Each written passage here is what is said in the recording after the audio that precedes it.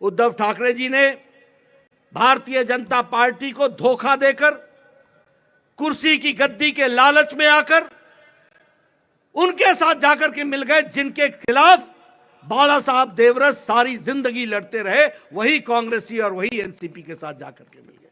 और किस लिए मिले?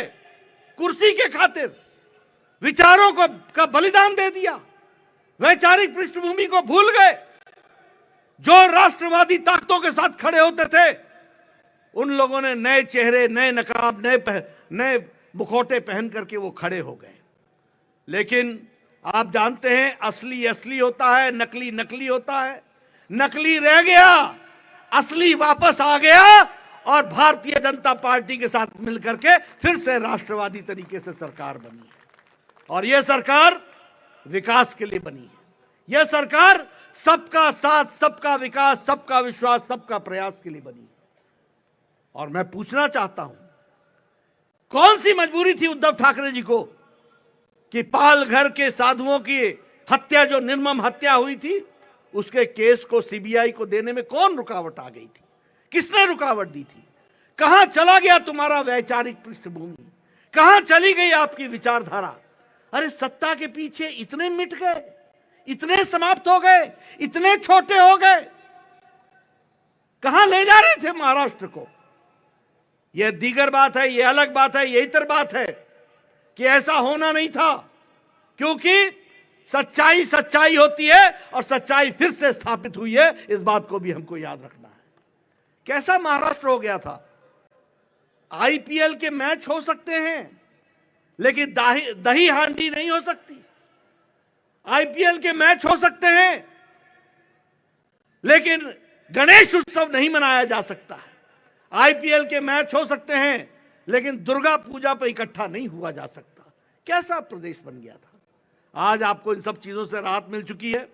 मैं यहां यह भी कहना चाहूंगा कि जिस तरीके से भ्रष्टाचार हुआ, वह भी आपके सामने है।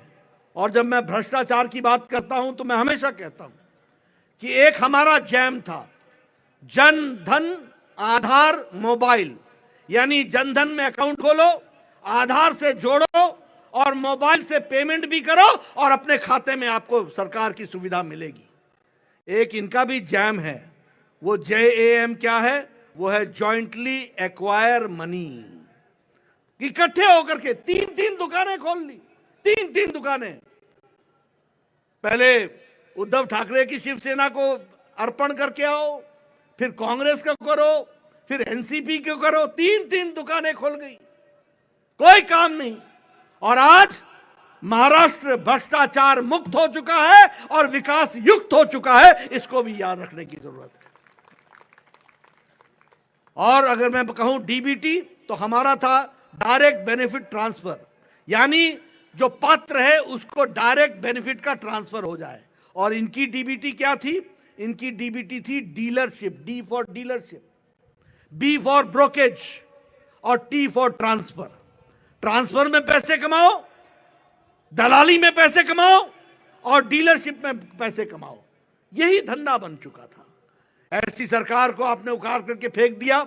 मैं आपको बधाई भी देता हूं, धन्यवाद भी देता हूं और आपको विश्वास दिलाता हूं कि एकनाथ शिंदे और देवेंद्र फडणवीस जी की सरकार मजबूती से महाराष्ट्र की जनता की सेवा में जुटेगी, विकास को आगे बढ़ाएगी और आगे ले जाने का काम करेगी।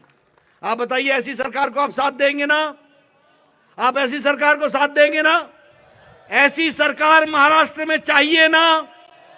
ऐसी सरकार महाराष्ट्र में चाहिए ना? ऐसी सरकार महाराष्ट्र में चाहिए ना? मैं एक ही बात आपको कहना चाहता हूं, हम नेक नियति से मोदी जी के नेतृत्व में देश की, प्रदेश की सेवा में लगे हैं। यहां एक एक बैठा हुआ कार्यकर्ता राष्ट्रभक्त है। यहां एक एक जनता में बैठे हुए देवी और सज्जन वो राष्ट्रभक्ति से ओतप्रोत हैं, वो देश को आगे बढ़ाना चाहते हैं।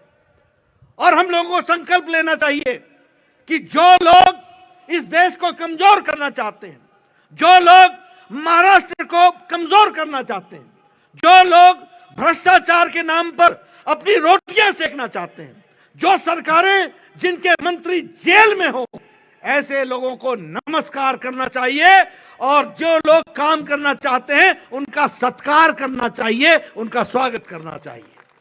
मुझे पूरा विश्वास है कि आप इन सारी बातों को ध्यान में रखेंगे और मेरी बात को आप सुनेंगे। इतनी देर रात गए भी आपने मेरी बात को सुनने के लिए आप रुके, आपका बहुत बहुत धन्यवाद। जय भारत, जय महाराष्ट्र।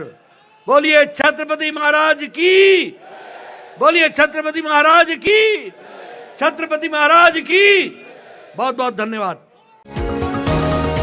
तुम्ही पाहत आहात विस्टा न्यूज मराठी।